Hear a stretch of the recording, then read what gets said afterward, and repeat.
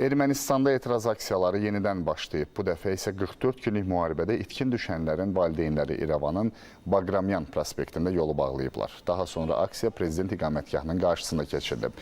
Onlar itkin düşən övladlarının müharibədə həlak olduğunu və soyuducularda saxlanıldığını iddia ediblər. Valideynlər hökumətin onları aldatdığını bildirirlər.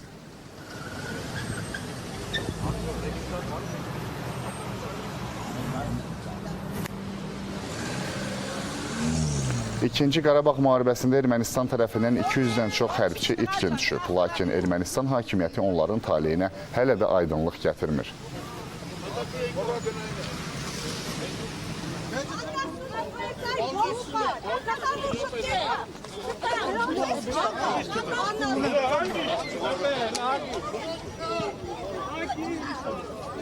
ASTV xəbərin saat 12 olan buraxılışı yekunlaşdı. Efirimiz isə bir qədər sonra gün başladı proqramı ilə davam edəcək. Hələlik.